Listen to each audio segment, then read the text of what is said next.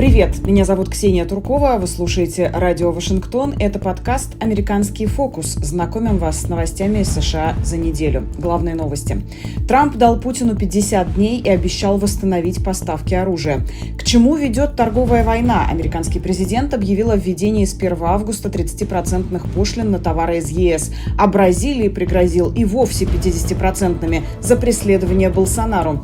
Бывший губернатор Нью-Йорка Эндрю Куомо все-таки собирается выдвигаться в мэры. В самом городе тем временем прошел митинг против коммунизма. И Кока-кола станет великой опять. Дональд Трамп объявил, что рецепт изменят по его просьбе.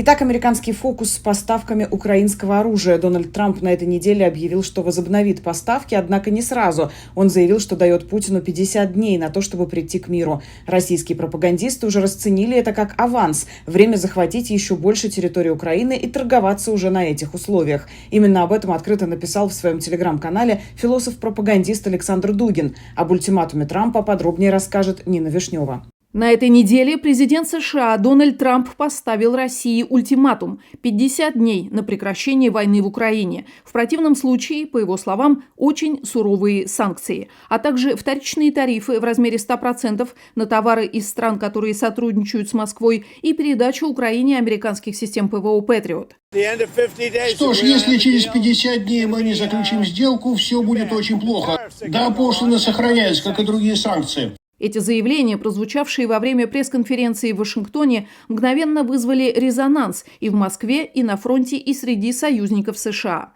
Но если для сторонников Трампа этот ультиматум – долгожданное проявление силы и решимости, то критики, в том числе в Украине и Европе, предупреждают – 50-дневная отсрочка может обернуться не миром, а подготовкой к новому наступлению. Россия, по сути, получила временное окно для перегруппировки и усиления ударов по украинской инфраструктуре. И уже через сутки после заявления Трампа Украина столкнулась с одной из самых мощных атак за последние месяцы. По данным Киевпост, Россия выпустила более 400 дронов и баллистические ракеты. Удары пришлись на Харьков, Винницу и особенно Кривой Рог, родной город Владимира Зеленского. Разрушены жилые дома, энергетические подстанции, десятки пострадавших, есть погибшие. Украинские источники напрямую связывают эту волну атак с попыткой Москвы продемонстрировать силу в момент, когда обсуждаются возможные переговоры. Военные утверждают, Россия использует каждую дипломатическую паузу для давления на поле боя. Так было в прошлом, и это повторяется сейчас. Между тем, Трамп продолжает настаивать на своей стратегии эскалации ради деэскалации, то есть резко повышать ставки, чтобы заставить Кремль вернуться за стол переговоров. Однако в украинской столице и в странах Балтии такую логику называют опасной иллюзией. Министр иностранных дел Латвии Байба Бража заявила, цитата: «Нет никаких признаков, что Путин хочет мира. Ультиматум с отсрочкой дает ему лишь время, чтобы нанести больше ударов и убить больше людей». Похожую позицию озвучил мэр Киева Виталий Кличко в интервью изданию Deutsche Welle. Цитата: «Я не понимаю, почему 50 дней – это слишком много. Это окно, которым враг обязательно воспользуется». Проблемы возникли и внутри трансатлантической коалиции. Трамп заявил, что европейские союзники – Германия, Канада, Нидерланды, Великобритания и Италия – согласились профинансировать поставки «Патриот» и других вооружений. Однако в Берлине эту информацию опровергли. Представитель Минобороны ФРГ заявил, цитата: «Мне ничего не известно о таких поставках. Никакие системы сейчас не находятся в пути». Американское издание Bloomberg также сообщает, доставка «Патриот» – это вопрос не часов, а недель, даже при активной логистике. Реакция из Москвы была нервной, но сдержанной. Ультиматум назвали игрой на публику и политическим шантажом. Звучали и более резкие слова: «Нам все равно, мы диктуем условия на земле, а не в Твиттере».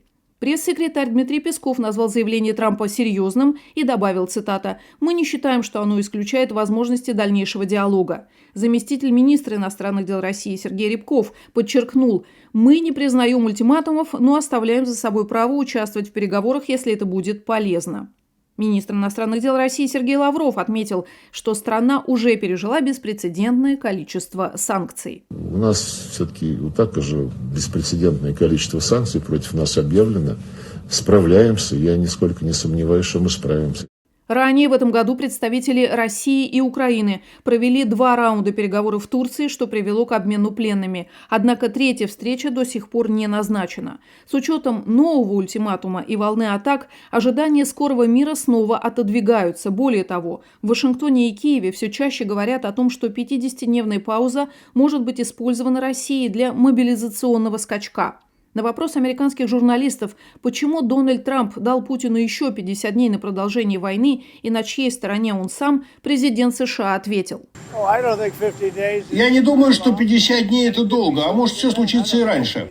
Я не на стороне Украины или России, я на стороне человечества. Я хочу остановить убийство тысяч людей в неделю. На уточнение, следует ли Зеленскому нацеливаться на Москву, Трамп ответил однозначно «нет». Наблюдатели указывают, что ультиматум Трампа выглядит как поворотный момент в американской политике в отношении Украины, однако его реализация может иметь обратный эффект. Вместо мира – новая эскалация. Добавлю обещание Дональда Трампа предоставить Украине дополнительное оружие, в частности, система противоракетной обороны «Патриот» за счет партнеров стала неожиданностью даже для близких союзников США. Как отмечает агентство Рейтер, все выглядит так, что они узнали об этом не заранее, а только в момент объявления. Что означает это решение и сколько систем может быть предоставлено? Об этом в комментарии «Радио Вашингтон» рассказал украинский военный обозреватель Денис Попович. На сегодняшний день нет понимания о том, что именно может войти в так называемый агрессивный пакет вооружений, который президент США Дональд Трамп собирается передать Украине. Больше всего разговоров о системах Патриот, но и здесь оценки разнятся. Сам президент США Дональд Трамп говорил о 17 системах. Но что такое цифра 17? Это 17 батарей, 17 пусковых установок, 17 ракет. В открытых источниках есть цифры от 2 до 5 комплексов. В частности, о 2 комплексах Патриот вел переговоры канцлер США Фридрих Мерц с Дональдом Трампом. И буквально сегодня появилась информация о том, что Соединенные Штаты задерживают передачу Швейцарии 5 батарей ЗРК «Патриот» с перспективой передачи их Украине.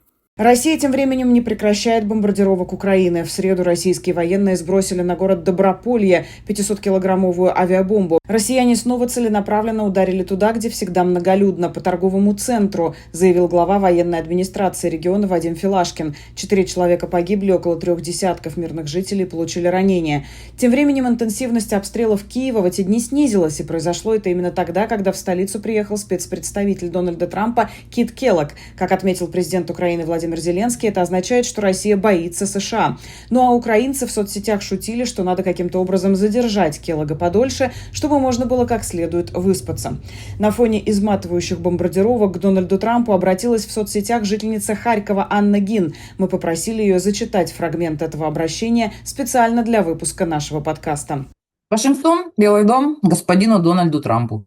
Дорогой Дональд, меня зовут Анна, и я пишу это письмо из Украины, из Харькова, из ванной комнаты, в которой прячусь с собакой и попугаем от русских ракет и беспилотников. В городе прогремел уже 9-й взрыв, я считаю. Так получилось, что до начала обстрела я смотрела новости и, убегая в ванну, не выключила телевизор.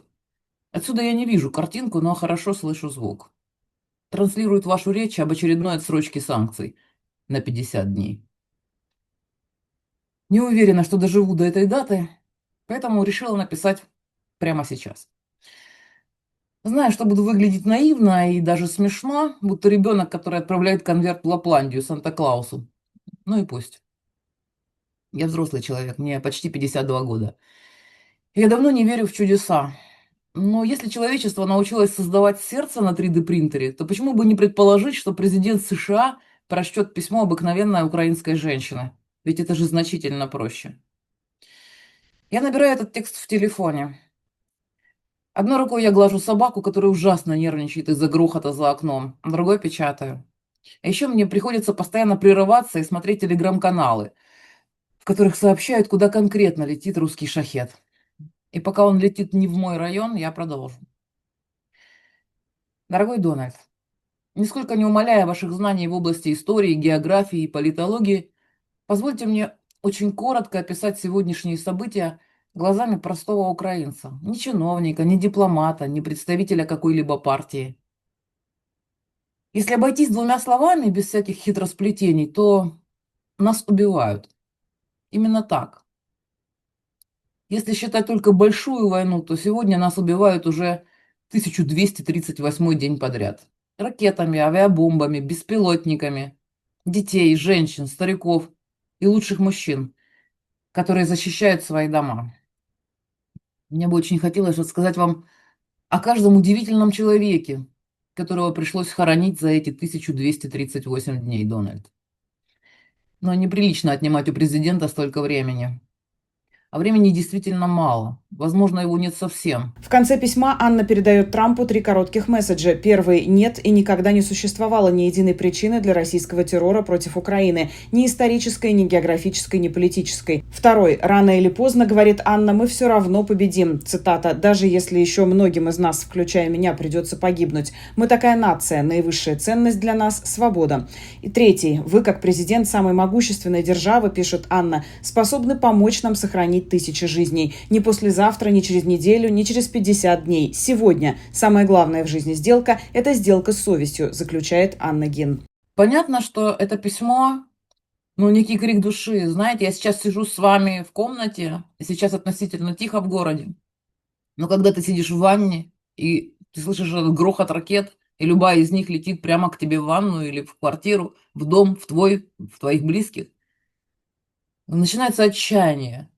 Просто хочется что-то сделать, а ты ничего не можешь сделать. И в этот момент я действительно сижу в ванне и действительно слышу новости, которые остался работать телевизор в комнате, в зале. И там действительно говорит Дональд Трамп. И это такой контраст. Он говорит, я на 50 дней откладываю свои кардинальные решения, пусть у Путина будет еще возможность и время подумать, что-то такое. Это не первый раз, понятно. Я не хочу, чтобы мое письмо выглядело как просьба о помощи. Дело даже не в этом. Мы сами справимся. Это просто я хотела донести до человека, что это реальная жизнь, да, дипломатические встречи, переговоры, сделки, это все безумно важно, на высоком уровне. А реальной жизни я сижу в ванной, и по моему городу, по моему району херячат ракеты и авиабомбы. В реальной жизни эти 50 дней отберут, не знаю сколько, но точно отберут какие-то жизни, настоящие, живые, людей, детей. Их не станет, этих людей. Очередной раз откладывая 2 дня, сколько там у него, 2 недели, теперь 50 дней. Мы просто, умираем, мы погибаем. Я понимаю, наверное, что теоретически любой человек на Земле это знает или понимает. Но мне хотелось простыми человеческими словами из ванны это сказать. Мне хотелось сказать, услышьте меня, это важно. И признаю, что это выглядит, нелепо, как на деревню к дедушке или Санта-Клаусу, Деду Морозу. Я понимаю, как это выглядит. Знаете, меня поймет только тот, кто сидел в этот момент точно так же в ванне. Кто-то молится, кто-то, не знаю, я на следующее утро часто после масштабных обстрелов встречаемся, люди уже так отошли и шутят. Один мужик мне говорит, а я дочери сбросил пароль от банковской карточки. А вторая это на собачьем поле, мы обсуждаем, кто как пережил ночь. А одна женщина говорит, ой, а я написала своим детям, что я их люблю. А я написала Дональду, чтобы он сегодня вышел и взял на себя смелость сказать правду. Ту, которую знает весь цивилизованный мир. Такая, знаете, такая форма рефлексии. Понятно, что сейчас, когда тихо, я понимаю, как наивно это все выглядит. И никто, наверное, его не прочтет. А даже если прочтет, то вряд ли отреагирует. Но в момент, когда ты в диком стрессе, ты понимаешь, что ты должен сделать хоть что-то. Вот это было мое хоть что-то. Харьковчанка Анна Гин о письме Дональду Трампу. Ну а главным мемом на фоне новых договоренностей Путина и Трампа стала Мелания Трамп. Ранее Дональд Трамп заявил, что каждый раз, когда он приходит домой и говорит первой леди, как прекрасно поговорил с Путиным, она возражает: правда? А я вот слышала, что очередной город бомбили. После этого интернет захлестнула волна мемов, изображающих Меланию как тайного агента СБУ. Это сочувствие к Украине совсем неудивительно, ведь Мелания выросла в бывшей Югославии, стране, которая не питала любви к России. У нее больше опыта, чем у многих членов кабинета, чтобы донести свое мнение, отмечает Мэри Джордан, автор биографии «Искусство ее сделки. Нерассказанная история Мелании Трамп». Джордан добавляет, что отец Мелании, Виктор Кнавс, которому сейчас 81 год, часто путешествует в Словению, где она выросла. Это и позволяет первой леди США быть осведомленной о событиях в Европе. А теперь о сделках другого рода. На этой неделе Дональд Трамп объявил о введении с 1 августа 30% пошлин на товары из Европейского Союза, если не будет достигнуто более выгодное соглашение. Эту неделю официальные лица ЕС провели за доработкой плана ответных мер, пишет «Нью-Йорк Таймс». О том, как в Европе реагируют на новый виток торговой войны, расскажет Валентина Васильева, автор телеграм-канала «Брюссель подслушано». Тарифный спор Вашингтона и Брюсселя напоминает затяжной сериал, последнюю серию которого постоянно переносят на неопределенный срок. Еще в этот понедельник, 14 июля, ЕС рассчитывал достичь США соглашения, по которому уже готов был пойти на компромисс. Вашингтон мог бы оставить 10% пошлины на большинство товаров из европейского блока, однако должен был снизить 25% тарифы на европейские авто и запчасти и 50% пошлины на европейскую сталь и алюминий. В Брюсселе говорили, что переговоры идут хорошо и согласие вот-вот будет достигнуто. Однако в субботу Дональд Трамп опять сделал ход конем. Заявил, что с 1 августа Вашингтон ведет 30% пошлины на все товары из Европейского Союза. Это нарушит важнейшие трансатлантические цепочки поставок, возмутилась тогда глава Еврокомиссии Урсула фон дер Ляйен. ЕС готов защищать свои интересы, заявил глава Евросовета Антонио Кошта. Однако дальше слов дело не пошло. В понедельник страны Евросоюза не стали вводить ответные меры на объявление Дональда Трампа. Еврокомиссар по вопросам торговли Марош Шефчович заявил, что Брюссель все еще надеется договориться с Вашингтоном. ЕС, как вы знаете, никогда не отступает, не приложив серьезные усилия. Особенно имея в виду, как много усердной работы было в это вложено, как близко мы подошли к заключению сделки и как ясно мы осознаем выгоды договорного решения. Но чтобы аплодировать, нужно две руки. И вторая рука — это сила и меры по сбалансированию. Мы должны быть готовы ко всем исходам, включая продуманные и пропорциональные меры для восстановления баланса в наших трансатлантических отношениях. По словам еврокомиссара Шефчовича, анонсированные 30% пошлины Трампа по сути делают невозможной торговлю между США и Евросоюзом. А канцлер Германии Фридрих Мерц заявил, что они нанесут сокрушительный удар по экономике его страны. Евросоюз уже разработал ответные меры на тарифы Трампа. Они охватывают поставки из США на общую сумму в 21 миллиард евро. Однако пока Брюссель вводить эти меры не стал, пытаясь договориться к 1 августа. В Еврокомиссии заявили, что готовят и второй пакет ответных мер на тот случай, если 1 августа Трамп все же введет 30% пошлины.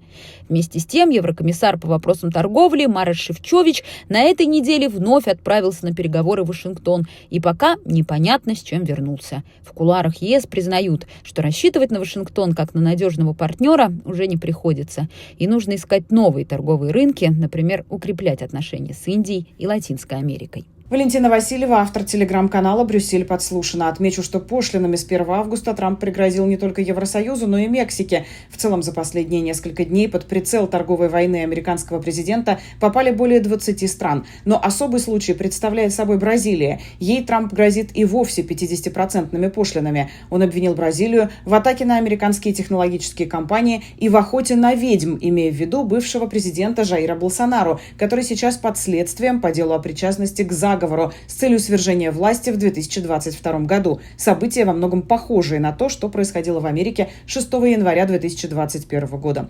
Об отношениях Бразилии и США напомнит наш исторический обозреватель.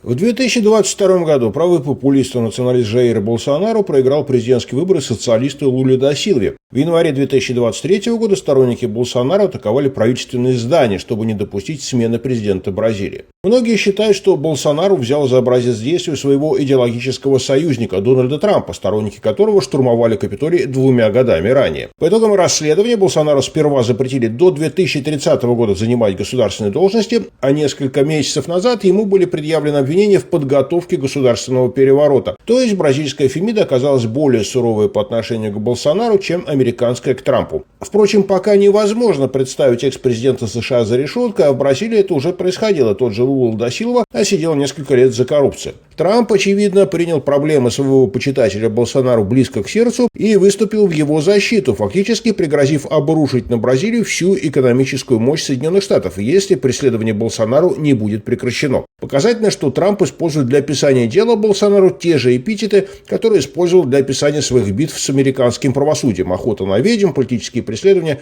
и так далее. Бразилия, крупнейшая экономика Южной Америки и 10-я экономика мира, играет все более важную роль в международной политике. Далеко не всегда ее действия совпадали с действиями США. К примеру, Лула да Силва демонстративно отказался осудить российскую агрессию против Украины и поддерживать тесное общение с Путиным, что вызвало напряжение в отношениях с администрацией Джо Байдена. Нечто подобное ранее произошло с Канадой. Заявление Трампа о необходимости присоединения Канады к США привели к тому, что к власти в стране пришли его политические, скажем так, недоброжелатели. Исторический обозреватель радио Вашингтон об отношениях Бразилии и США. Новый поворот в борьбе за кресло мэра Нью-Йорка. Бывший губернатор штата Эндрю Куомо все-таки останется в гонке. Он заявил об этом на этой неделе. Куомо собирается оживить свою кампанию, чтобы более успешно конкурировать с социалистом Зораном Мамдани, против политики которого, кстати, в минувший понедельник в Нью-Йорке прошел митинг. На нем побывал мой коллега Евгений Маслов. Кто угодно, но не коммунист Мамдани, размахивая самодельными плакатами, скандируют протестующие на ступеньках нью-йоркской мэрии. Активистов не остановила даже 40-градусная жара. Их цель – сделать все возможное, чтобы следующим мэром города не стал демократ Зохран Мамдани, которого они называют радикальным социалистом и обвиняют в антисемитизме. Рауль Вера стал одним из организаторов митинга и считает, что Мамдани в своих обещаниях заходит слишком далеко. Мамдани – антисемит и коммунист. Он и его отец оба ненавидят Америку, и Мамдани представляет серьезную угрозу как Нью-Йорку, так и всей Америке. Я прошу президента Дональда Трампа отобрать у Зохран Мамдани и его отца американское гражданство и вытворить их с территории США. Зохран Мамдани, депутат Ассамблеи штата от Квинса, своими нестандартными предвыборными лозунгами в кампании за пост мэра Нью-Йорка все лето буквально сотрясает предвыборную гонку. Он смог завоевать симпатии части горожан и победить на демократических праймерис, но также успел и настроить против себя не только консервативных избирателей, но и внушительную часть демократического электората. Его предложение заморозить арендную плату, сократить бюджет полиции, повысить налог на коммерческую недвижимость, а также открыть городские продовольственные магазины с доступными ценами приводят в восторг прогрессивно настроенных избирателей, но пугают остальных, которые видят в этом признаки популизма и марксизма. Многих в мегаполисе, известном многочисленной еврейской общиной, настораживают также нежелание мусульманина Мамдани публично осудить призывы к глобальной интифаде, и об этом много говорили участники митинга у мэрии Нью-Йорка. Мамдани может говорить, что он не антисемит. И, кстати, это именно то, что и говорят, и говорили обычно антисемиты в истории. Но то, что он делает, и то, что он говорит или не говорит, является отражением антисемитизма, которое выходит из-под контроля в США и в нашем городе. Несмотря на выигрыш Мамдани в ходе праймерис, серьезную конкуренцию ему, тем не менее, может составить другой демократ, но уже в качестве независимого кандидата. Эндрю Куомо, который возвращается в городскую политику после своего бурного ухода с поста губернатора. Митинги Куомо скромнее, но его имя знают все, и опросы показывают, что он по-прежнему пользуется поддержкой части горожан, которые помнят, как решительно он проявлял себя в качестве губернатора в ходе пандемии. И ставку в предвыборной кампании он делает на свой опыт. Мой оппонент, мистер Мамдани, предлагает ловкие лозунги, но не предлагает реальных решений. Нам нужен город с более низкой арендной платой, более безопасными улицами, где покупка первого дома снова возможна, где уход за детьми не разорит вас.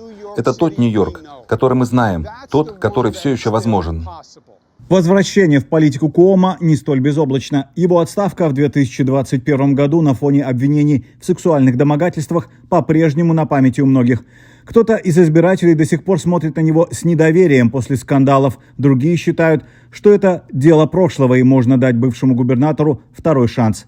Если остальные кандидаты, и в первую очередь действующий мэр Эрик Адамс, отдадут ему голоса, то он имеет шанс победить Мамдани, который стал официальным кандидатом демократов. Я Захран Мамдани, и я баллотируюсь, чтобы сделать город доступным. Я заморожу арендную плату для миллионов жильцов, сделаю автобусы быстрыми и бесплатными, обеспечу всеобщий уход за детьми и заплачу за это, обложив богатых налогами.